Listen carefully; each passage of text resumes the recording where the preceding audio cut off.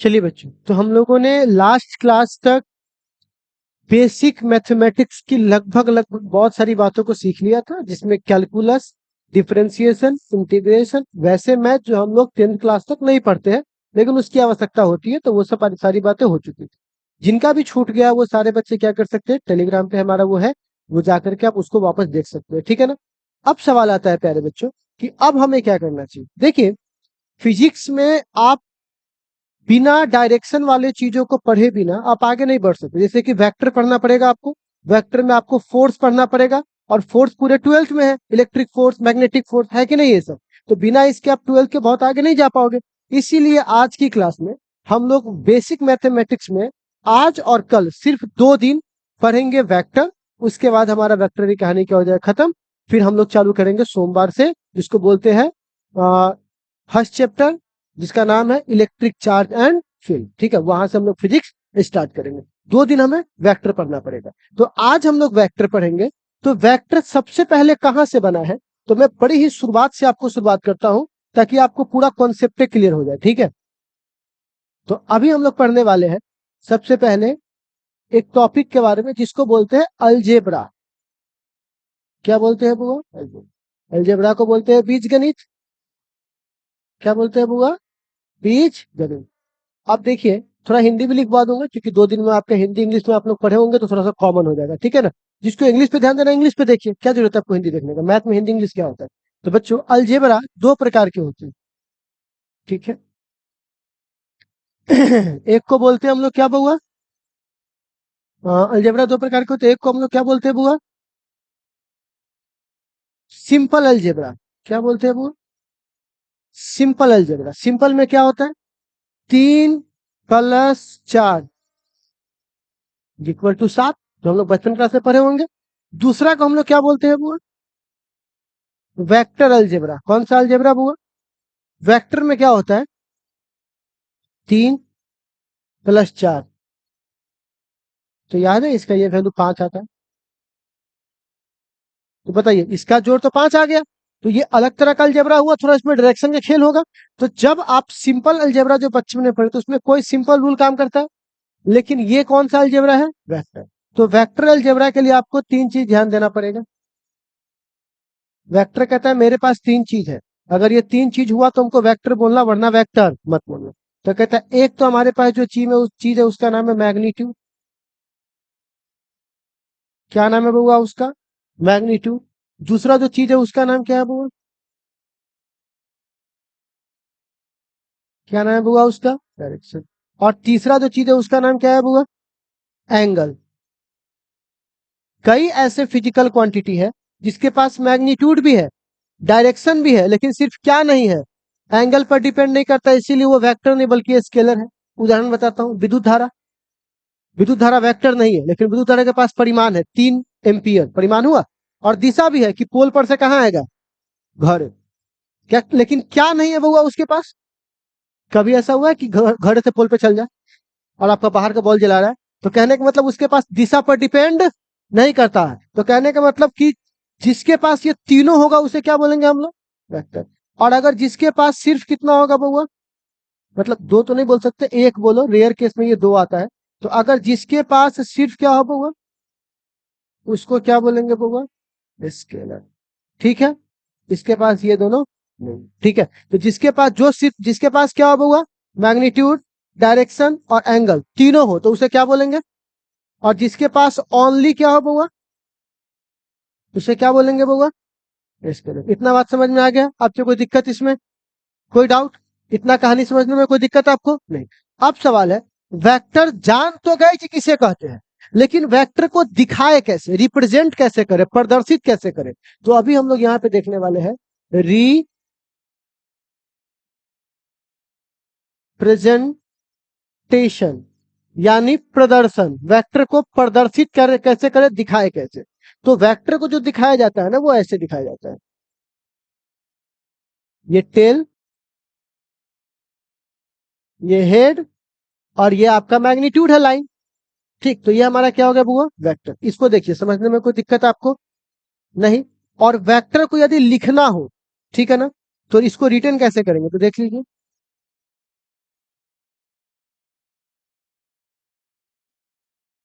कोई भी अल्फाबेट का लेटर लिख लीजिए और उसके ऊपर क्या लगा दीजिए ऐसे। ठीक है, तो ऐसा लिखा रहेगा तो क्या समझिएगा बुआ, क्या लिखा हुआ है बुआ वो। और वेक्टर के पास कितनी चीजें होती है, दो, मैग्नीट्यूड प्लस बेसिक कंडीशंस में। ठीक है, लेकिन अगर हमको क्या लिखना हो बुआ, वेक्टर ना लिखकर बल्कि क्या लिखना हो बुआ,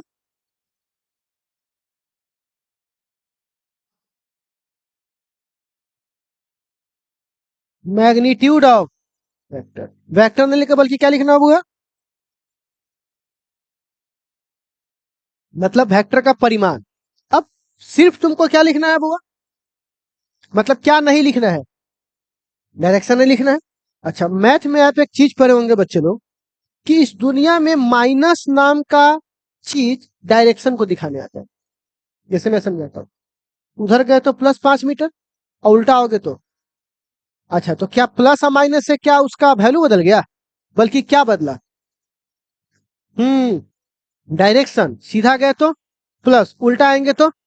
आप तुम किसी रिक्शा वाला को बोलो भैया हम यहाँ से 1 किलोमीटर आगे जाएंगे, तब रिक्शा में कितना रुपया लीजिएगा, और यहाँ से 1 किलोमीटर आगे जाएंगे तो कितना रुपया लीजिएगा। बोलेगा पागल से तो कहीं जाए 1 किलोमीटर जाएगा तो सेम रुपया चाहिए। उल्टा माइनस प्लस से वो क्या मतलब है, तो परिमाण को माइनस प्लस से मतलब नहीं आ रहा है बात समझ में। तो जब परिमाण को किससे मतलब नहीं है बुआ, माइनस प्लस से, तो हमको यहाँ पर अगर माइनस गलती से आ गया और हमको क्या चाहिए, तो उस माइनस को हटाना पड़ेगा, क्योंकि मैग्नीट्यूड में माइनस का कोई काम, क्योंकि मैग्नीट्यूड में डायरेक्शन का कोई काम, और माइनस किसको दिखाने आता है बुआ। तो पता है ना, माइनस को हटाने के लिए फिजिक्स की दुनिया में और मैथ की दुनिया में मॉड का इस्तेमाल करते हैं। किसका इस्तेमाल करते हैं, मॉड का। तो आप बताइए यहाँ पर कैसे लिखेंगे आप। इसी चीज को लोग रटवाता है चिल्लाकर। बउआ जब भी मैग्नीट्यूड लिखेंगे मॉड लगा देंगे, जब भी मैग्नीट्यूड लिखेंगे क्या लगाएंगे, मॉड। मैग्नीट्यूड लिखेंगे क्या लगाएंगे, मॉड। लड़के को बोल दिया क्या लगाएंगे, मॉड। समझ में आया जी सर। लेकिन पूछिए कि काहे लगाए मॉड, तो नहीं वो सब नहीं पता, बस बोल वही जो बात होता है ना, उसको 4 बार बोल के चिल्लाइए खान सर की तरह, ताकि वो ओकरा जो बोल दे, बोले क्या लगाएंगे मॉड, क्या लगाएंगे मॉड। समझ गया जी सर, मतलब पता नहीं। तो आपको पहले मतलब समझिए कि मॉड क्यों लगाए हैं, क्यों लगाए हैं मॉड। डायरेक्शन क्या लेकर आता है, तो माइनस को हटाने के लिए क्या लगाएंगे, मॉड। आप एक देखो, अब यहाँ इसको ऐसे भी लिखेंगे, ये जो मॉड है वो माइनस को हटाने आया है, और ये माइनस किसकी वजह से है, और ये डायरेक्शन को आने वाला वेक्टर है। अगर इन वेक्टर को हटा दे तो जब वेक्टर हैवे नहीं करे तो डायरेक्शन कौन लेकर आएगा, वेक्टर हैवे नहीं करे तो डायरेक्शन लेके कोई आएगा, डायरेक्शन लेके नहीं आएगा मतलब माइनस लेकर। तो यहाँ मॉड क्या हो सकता है, नहीं। तो अगर तुम ऊपर का वेक्टर हटा दोगे तो मॉड लगाने की जरूरत, अब वेक्टर रखोगे तो क्या लगाना पड़ेगा, मॉड। तब इससे किसका प्रूफ मिलेगा आपको। आप समझे क्यों मैग्नीट्यूड लिखा जाता है इसे। ठीक है, तो वेक्टर लिखना होगा बउआ तो पूरा लिखना पड़ेगा। हम्म और सिर्फ क्या लिखना है, तो ऐसे लिखना पड़ेगा। ठीक है, इतना बात समझने में कोई दिक्कत है, 1 मिनट का समय देते हैं, एक बार देख लीजिए, आप कोई डाउट है तो पूछिए। नहीं है, चलो। इसी पे सवाल पूछा हुआ है हमारा बोर्ड एग्जाम, कैसे सवाल पूछा। एक इलेक्ट्रॉन है, एक प्रोटॉन। इलेक्ट्रॉन ने किसको खींचा, प्रोटॉन से। प्रोटॉन ने किसको खींचा, जितना से ये खींचेगा उसको उतना से वो भी खींचेगा उसको। तो ऑप्शन में दिया हुआ था F1 बराबर F2 और F1 वेक्टर बराबर F2 है। ये सही है लेकिन ये गलत। अब जो इस खेल को नहीं समझेगा तो यहाँ उसको समझ में नहीं आया गेम क्या चल रहा है। तो पहला के बच्चे लोग, पहला कौन होगा, ए। पहला कौन होगा, ए। इसका वैल्यू ये होगा। अब वही वाला कहानी का है तो नहीं पता, बस ए होगा। 3 बार 4 बार चल देखना, इसे ट्रिक थोड़ा पकड़ना। लोग क्या करेगा ना, जिस चीज को समझाने पे उसको 3 बार 4 बार बुलवा करके आपसे बुलवा लेगा बस। और आपको लगा समझ में आ गया जी सर। तो लेकिन अंदर की बात पकड़ो कि क्या होता है। इसका परिमाण बराबर है, तो इसमें सिर्फ किससे मतलब था, लेकिन इसमें किसमें मतलब आ जाएगा, डायरेक्शन भी आ जाएगा। और इलेक्ट्रॉन खींच रहा है एन ने, तो प्रोटॉन खींच रहा है एन ने, दोनों विपरीत हुआ। विपरीत हुआ तो माइनस लगना चाहिए। तो जब यहाँ माइनस लगेगा तब सही होगा, और माइनस नहीं लगेगा तो ये गलत हो जाएगा। तो आप समझ में आया, ये सही है लेकिन ये क्या है, गलत। समझो, एक इलेक्ट्रॉन प्रोटॉन को खींचता है, तो दोनों पर समान बल लगेगा, गलत। दोनों पर समान बल का परिमाण लगेगा, बल समान नहीं लगेगा क्योंकि बल में दिशा भी आ जाएगा। इस बात पर कर रहे हो? बल में मतलब फोर्स में कितने वेक्टर में कितने चीजें होती है, मैग्नीट्यूड और, अब बल का परिमाण, बल का मैग्नीट्यूड, तो उसमें डायरेक्शन की जरूरत नहीं है। बात समझ में? दो अलग अलग बातें, इस तरह ऑब्जेक्टिव आने वाला है आपको आगे, ठीक है ना। तो आप खेल समझ में आ गया बच्चे लोग, इसका क्या होगा, क्या होगा खेल, कि अगर प्यारे बच्चों यहां पर दिया रहेगा वेक्टर तो ऐसे लिखेंगे, और सिर्फ हमको किससे काम होगा, वैसे लिखेंगे, कोई दिक्कत नहीं। अब बच्चों एक बात बताइए, एक बात हमको जरा बताइएगा कि अगर मैं आपसे बोलूंगा कि ये और किस पे डिपेंड करता है, तो थोड़ा हमको एंगल है खेल समझना पड़ेगा। आप जब 12th में जाओगे ना, सबसे पहला 5 नंबरी, ठीक है ना, यही में आपको मिलेगा कि एक डाइपोल है या एक डाइपोल के द्वारा एक्सियल और इक्वेटोरियल लाइन पर एंगल कितना डिग्री बनेगा, एक्सियल पर कितना, इक्वेटोरियल पर कितना, 0, 180। तो वहां पे आपको बड़ी कंफ्यूजन होगा, वेक्टर यहाँ पर है, इस वेक्टर को यहाँ कैसे खसका दिया, यहाँ 0 कैसे कर दिया, तो वहां पे तो बेसिक फंडामेंटल बात फटेगा। अगर उस चीज को अगर समझाना होगा बिना कुछ जाने हुए, तो क्या करना पड़ेगा हमको, उसी बात को 4 बार चिल्ला देना होगा, 4 बार चिल्ला के आपसे बोलवा लेंगे। कैसे? एक डाइपोल है, क्या है बउआ, डाइपोल और इलेक्ट्रिक फील्ड के बीच में कितना डिग्री एंगल बनता है, 0। डाइपोल और इलेक्ट्रिक फील्ड के बीच में कितना डिग्री एंगल बनेगा, 0। कौन सी स्थिति में, एक्सियल है, तुम कह रहे बोलो तो कितना डिग्री एंगल बनेगा, 0। तो आज के बाद याद हो जाएगा आपको, डाइपोल और इलेक्ट्रिक फील्ड में के बीच में कितना एंगल बना, 0। कितना एंगल बना, 0। बस यही सब अगर करना है तब तो कोई बातें नहीं है, तब तो नो स्टडी नो कंफ्यूजन। तो फिर आप किस में उड़िएगा, ऑब्जेक्टिव में, लास्ट में सीधे छितर जाइएगा। बाप रे भाई क्या हो रहा है, ठीक है। इसीलिए बच्चे लोग, आपको ऐसी पढ़ाई पढ़ना तो कोई बात ही नहीं, अगर लॉजिक के साथ पूरी पढ़ाई पढ़नी है तो आपको थोड़ा ये देखना पड़ेगा कि सर हमको थोड़ा सा आप खेल सिखा दीजिए। किसका बउआ, तो इसको बोलते हैं एंगल बिटवीन कितने वेक्टर, दो वेक्टर के बीच का कोण, कितने वेक्टर्स के बीच का, दो सदिशों के बीच का कोण, ठीक है प्यारे बच्चों। आप देखिए बउआ, अगर एक यहां पर है ए वेक्टर, और यहां पे कौन सा वेक्टर है बी, और इसके बीच का एंगल 120 डिग्री, तो बताइए ए और बी के बीच का एंगल कितना डिग्री है, 120। कितना बउआ, नहीं, आज के बाद आप ऐसा नहीं बोलिएगा, मैं बताता हूं कारण। आप ध्यान से देखो, ये वेक्टर का ई वाला सर हुआ और पीछे वाला पांव हुआ, देखो ए वेक्टर का ये सर हुआ, हुआ, और ये क्या हुआ, और बी वेक्टर का ये क्या हुआ, और ये क्या हुआ, ये। अब बताओ, किसी के सर पे पांव रख के सोना अच्छी बात है? आप ए वाले के सर पे बी वाले ने अपना क्या रख दिया, पांव, तो क्या ये अरेंजमेंट सही है, ये व्यवस्था सही है, इस तरह से होना चाहिए चीजें, बोलिए ऐसा होना चाहिए चीजें, तो उसको तो हटाना पड़ेगा ये चीजों को। तो अब क्या कहता है कि ये सही तरीका, पहले बढ़िया से सजा दो इसको, बाद में एंगल निकालना, पहले पहले हटो तुम लोग बाहर निकलो, तो पहले बिछौना कर दे बढ़िया से, तो तुम लोग सही से सोना, भी गलत सलत सोया हुआ है तुम लोग, तो उसको ठीक करने के लिए क्या करना पड़ेगा, इसको सही से अरेंज करना पड़ेगा। अरेंज कैसे करेंगे, ठीक है ना, एक मिनट, अरेंज कैसे करेंगे, जी जी कहिए ना। तो ठीक है, हम अभी क्लास से निकलते हैं, फिर उसके बाद आपको बताते हैं, ठीक है सर, ठीक है सर, ठीक है, तब तक खुद को जिंदा रखिए। हाँ, तो मैं आपसे कुछ कह रहा था, क्या कह रहा था मैं आपसे, भुला दिया, सॉरी। तो किसी के सर पे पाँव रख के सोना सही बात नहीं है, तो इसको सही अरेंजमेंट क्या करेंगे, चलिए मैं आपसे कुछ क्वेश्चन पूछूंगा, उसका जवाब दीजिएगा, ठीक है। तर्क संगत बातें हो तो मजा आता है, ठीक है ना। अच्छा, अब आपका, अभी आपका दिमाग कुछ कॉमेडी खोज रहा है क्या हमसे, नहीं ना खोज रहा है, क्योंकि आपका दिमाग कहाँ लगा हुआ है कि हाँ देखते हो क्या रहा है। तो जब दिमाग को आप कहाँ फंसा दोगे, पढ़ाई में, तो बाहरी चीजों की जरूरत नहीं पड़ेगी। बाहरी चीजों की जरूरत कब पड़ती है, जब वैसा वाला पढ़ाई पढ़ाएंगे, होता है तो होता है, तो उसमें तो क्या काम नहीं कर रहे हैं ये, तो अब बच्चा को मजा कैसे आएगा, बस। तो आपको मजा वो करना है, तो फिर कोई बातें नहीं है। तो आप जरा समझिए, ये ऐसे है, ये वाला पॉइंट पे देखना, ये वाला उधर पूरब है, अभी मैं किधर रखा हुआ हूँ, पूरब। अभी किधर है, अभी किधर है, अभी किधर है, अभी किधर है, अभी किधर है, मैं इसको कहीं भी समानांतर खसका रहा हूं, समानांतर पैरेलल, तो क्या इसकी दिशा बदल रही है, वेक्टर की दिशा बदल रही क्या, इसका परिमाण बदला, इसकी दिशा बदली तो वेक्टर भी बदलने वाला।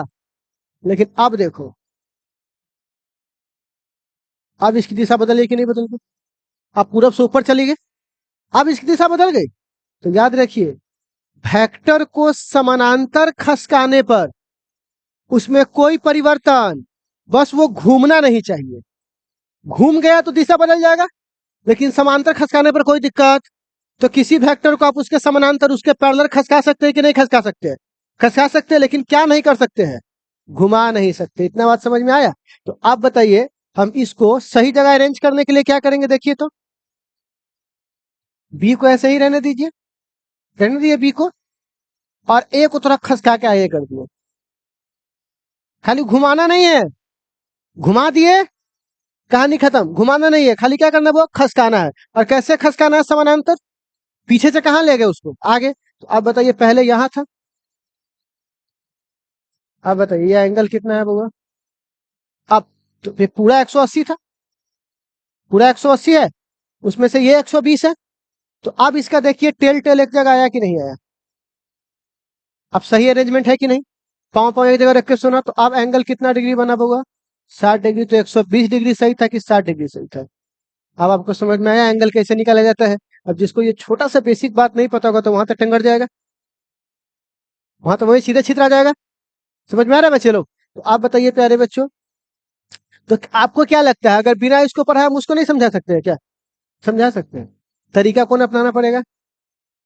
वो वाला तरीका, बस तरीका है समझाने का, तरीका बदलना पड़ेगा। अब फिर उसको, अब मैंने जो रटवाया है वो तुमने सही से रटा है कि नहीं रखा है बिना कॉन्सेप्ट को? उसको जांचने के लिए क्या चाहिए? कल के आपके पास चढ़ जाएंगे। बोलते रहे, पी और डी के बीच में एंगल कितना डिग्री था?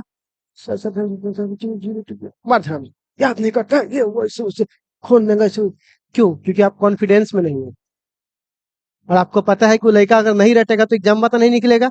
कॉन्सेप्ट तो हम समझा नहीं पाए हैं, तो कम से कम सुन ले उससे। इसीलिए देखिएगा, सुनाई सबसे अधिक वही चल रहा होगा जहां उसके कॉन्सेप्ट पे दम नहीं है।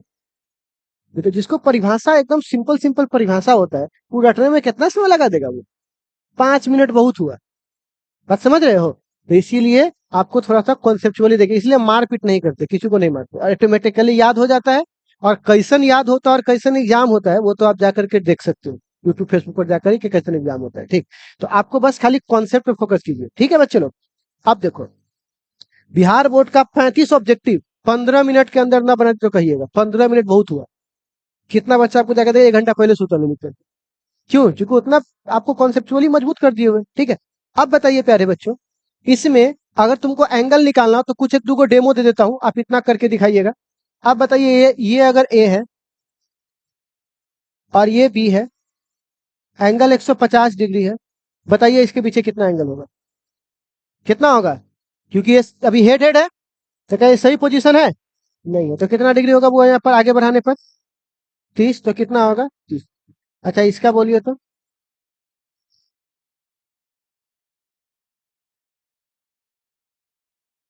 120 है ना होगा? क्योंकि सर सर एक ही जगह ना है इसका, सब में खसकाना जरूरी है क्या?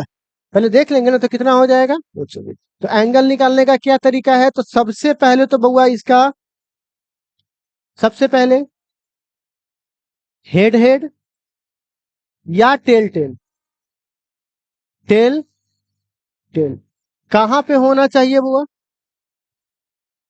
Common point. कौन सा पॉइंट बुआ?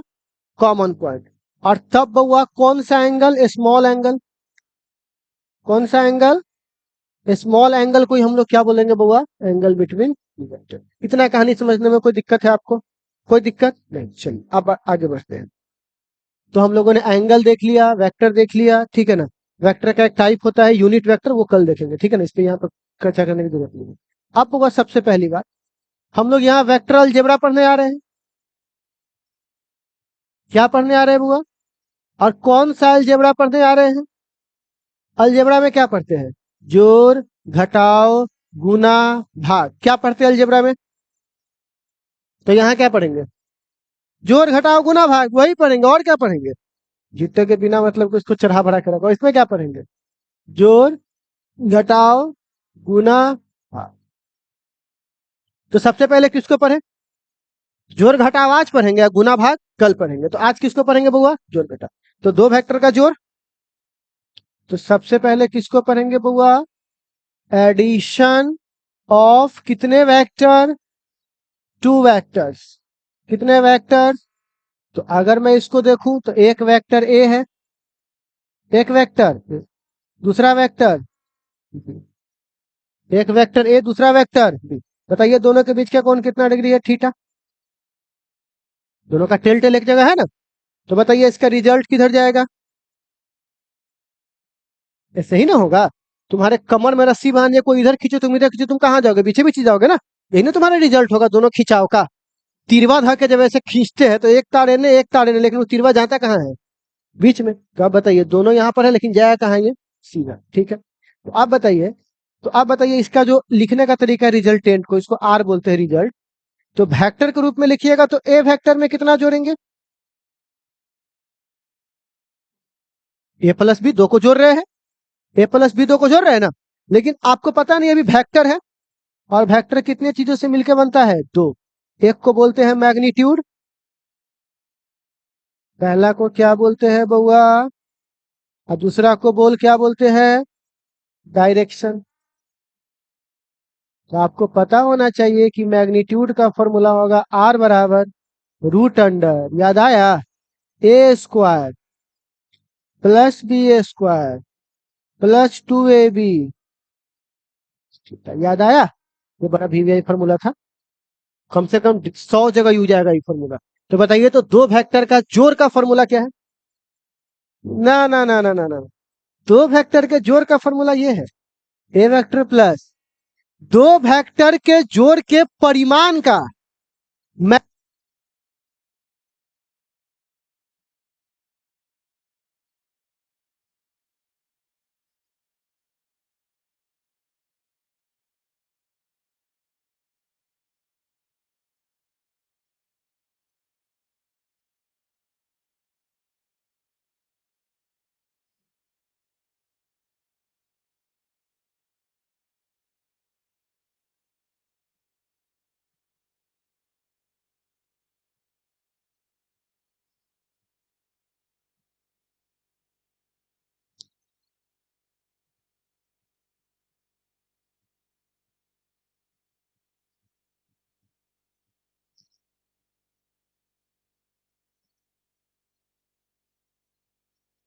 बोलिए कितना होगा?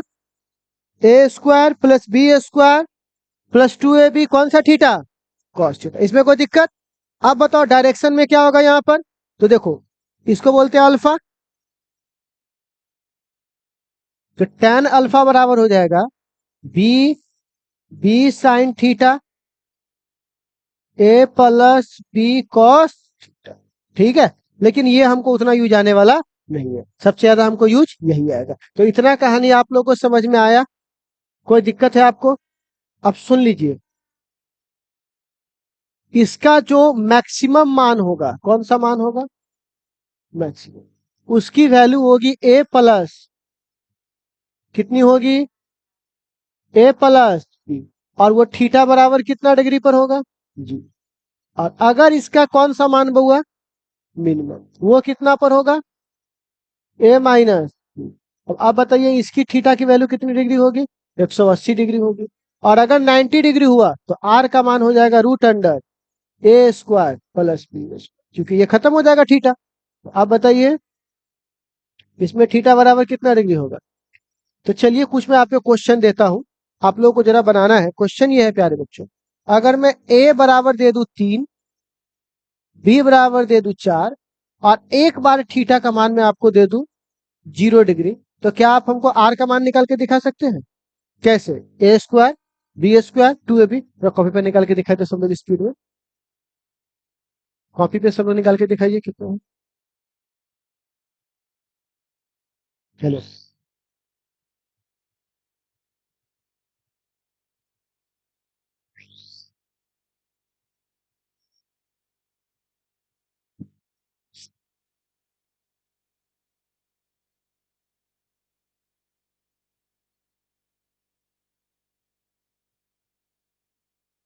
ठीक है, निकालिए जल्दी से वैल्यू। चलो,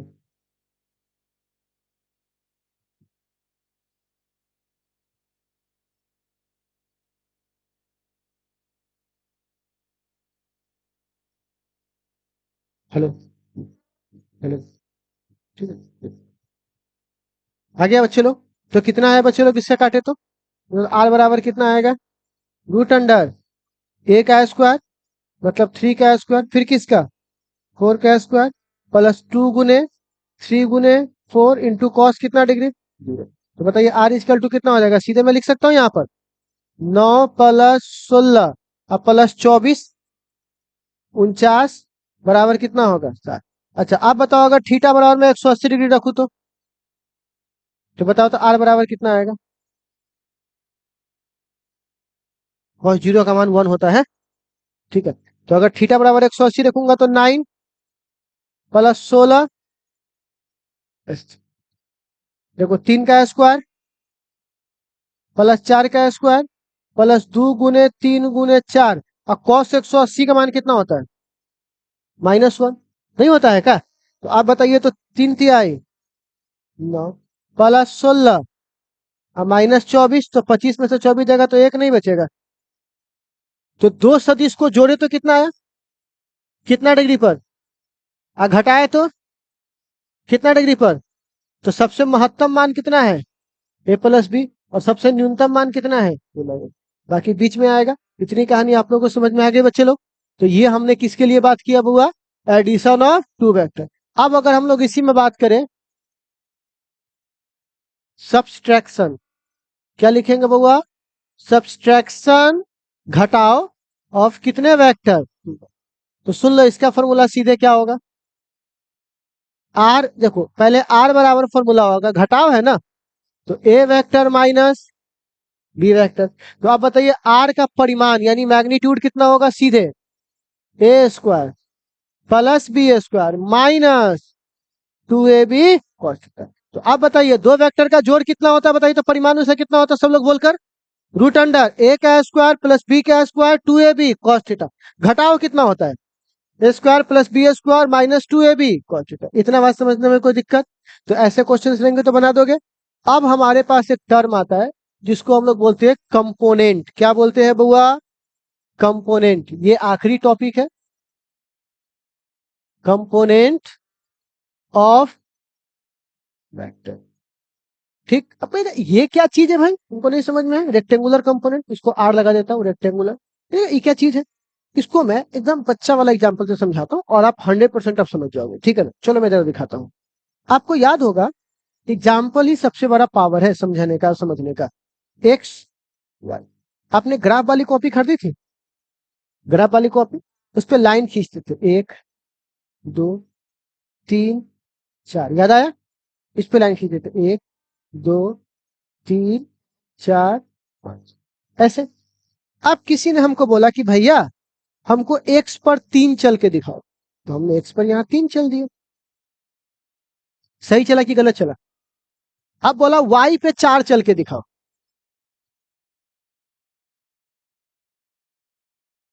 वाई पे 4 चल दिए। एक्स पे कितना चले? वाई पे कितना चले? तो डायरेक्ट अगर हम चाहे तो इसका ग्राफ ऐसे नहीं खींच सकते। देखो तो यहां से ये, यही ना बात हुआ। ये 3 है और ये कितना है? 4। तो ये 3 हुआ और ये 4, और ये कितना हो जाएगा? 5। बताता हूं कैसे। रूट अंडर लम के स्क्वायर प्लस आधार के स्क्वायर यानी 3 के स्क्वायर प्लस 4 के स्क्वायर। तो कितना हो जाएगा? 9 प्लस 16 बराबर कितना हो जाएगा? 25 बराबर कितना हो जाएगा? 5। तो ये 5 हुआ कि नहीं हुआ? ठीक। अब मैं आपसे एक बात पूछता हूँ, बचपन में क्या होता था? 3 और 4 देता था और 5 निकलवाता था। अब अगर मैं बोलूं कि यह 5 को बनाने में एक्स का क्या योगदान है, तो आप बोलोगे 3। वाई का क्या योगदान है? 4। और हमेशा 3 है 4 होगा, ये वैल्यू बदलेगा तो चीजें भी बदल जाएगी। लेकिन मैं एक डेमो लेके बता रहा हूँ। इस 5 को बनाने में एक्स की वैल्यू, वाई की वैल्यू, मतलब एक्स का योगदान, वाई का योगदान। अब बात समझ में आ रहा है? तो हमने इसको कितने भागों में तोड़ दिया? एक एक्स में एक। तो ये दो चीजों से मिलकर बना है, तो इसको बोलेंगे इसका कंपोनेंट कितना है? तो जैसे खिचड़ी का कंपोनेंट कौन है? चावल, दाल, पानी, ये सब कंपोनेंट को मिला मिला कर वो बनाया जाता है। तो कंपोनेंट का मतलब क्या होता है? जिससे मिल मिलकर वो बनता है। तो आप बताइए किससे मिलकर बना है? दो से, एक्स से, और जिसमें एक्स का योगदान क्या है? वाई का योगदान। अरे बात समझ में? तो आप बताइए कंपोनेंट का मतलब होता है कि एक वेक्टर है आर, ये वाई एक्सिस है, ये कौन सा एक्सिस है, एक्स। और एंगल क्या है बउआ, थीटा। आप हमको बता सकते हो इस आर को बनाने में, जिस तरह इसको 5 को बनाने में एक्स और वाई का योगदान था, तो इस आर को बनाने में भी एक एक्स का योगदान होगा, आर एक्स का योगदान होगा, और आर किसका योगदान होगा, वाई। होगा कि नहीं होगा सो बताइए, बिल्कुल इसकी तरह। ठीक, तो कैसे निकलेगा इसकी वैल्यू, तो इसमें तो डायरेक्ट दिया हुआ था, लेकिन इसमें थोड़ा फॉर्मूला निकालना पड़ेगा, कैसे, तो इसको बोलेंगे आर एक्स, और इसको क्या बोलेंगे, आर। कोई दिक्कत।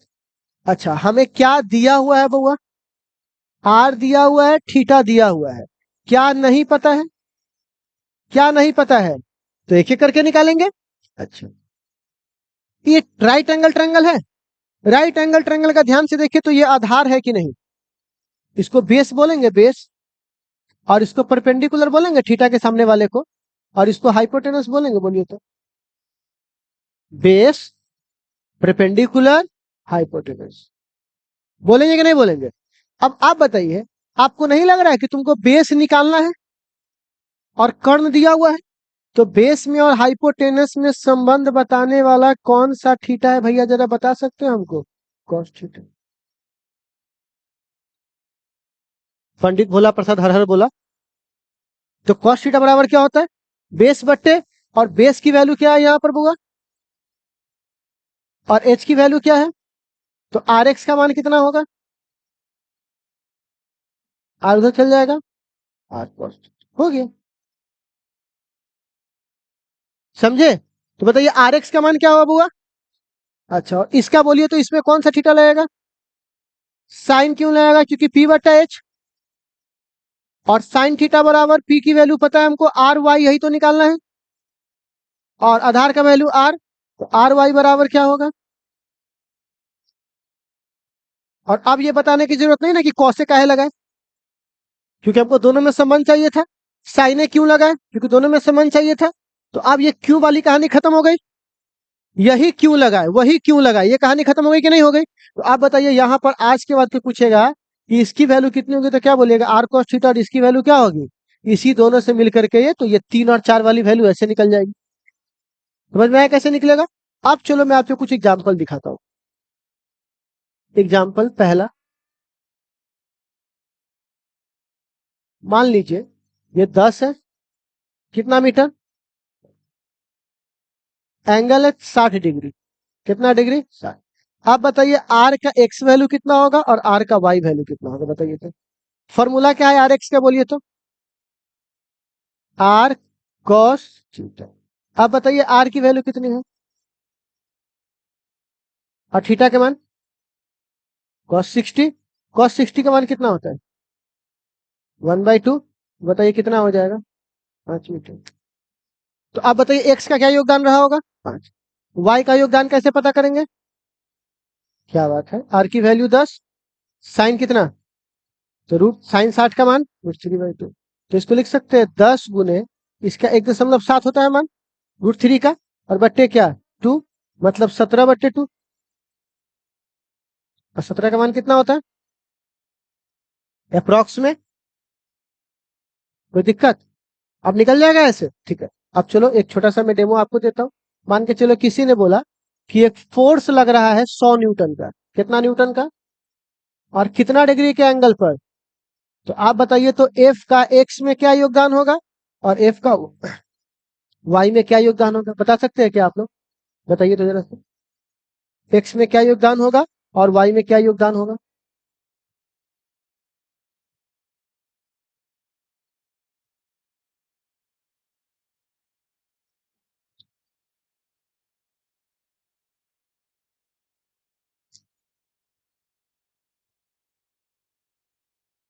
बोलिए, आप बताइए एक्स की वैल्यू क्या होगी, पहले ये बताइए, एफ कॉस 100, अब कॉस कितना, 30, कॉस 30 का मान √3/2, तो 100 √3 का मान 1.7/2, तो ये हो जाए 170/2, काट देंगे तो कितना आ जाएगा, 85।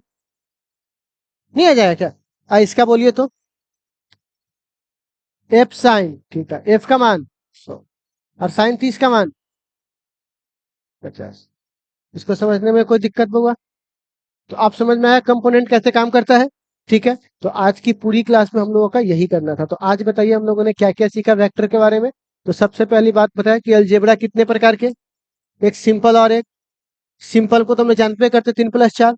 वेक्टर का जान लिए, वेक्टर किसे बोलेंगे? Magnitude direction angle. अच्छा, वेक्टर की एक्सकेलर किसे बोलेंगे? अच्छा, लिखने का तरीका representation, A vector B vector C vector, magnitude में मोड लगा देंगे या तो वेक्टर हटा देंगे। ठीक। अच्छा, एंगल निकालने के लिए हेड हेड टेल टेल एक जगह होना चाहिए और स्मॉल एंगल होना चाहिए। उसके बाद एडिशन के लिए बताओ फॉर्मूला क्या है? A square plus B square plus 2ab cos theta. अब बताइए मैक्सिमम कितना डिग्री पर, मिनिमम? सब्सट्रैक्शन के लिए बोलिए A square plus B square minus 2ab cos theta. कोई दिक्कत? आप बोलिए उसके बाद कंपोनेंट ऑफ वेक्टर में अगर कितने भागों में तोड़ेंगे? आर एक्स का मान, आर वाई का मान। क्या आप इतना याद नहीं रख सकते क्या? इतना माइंड में याद रख के घूम सकते हो क्या? इतना आपको याद रखना। और सब्सट्रैक्शन वाली कहानी कब देखेंगे? सॉरी, मल्टीप्लीकेशन वाली कहानी कल। और कल हमारा क्या हो जाएगा? बेसिक मैथमेटिक्स खत्म हो जाएगा। ठीक है, इतना काम आप लोग कर सकते हैं बच्चे लोग। अब आप इसको नोट करना है क्या आप लोगों को? तो चलिए नोट कीजिए अब आप लोग।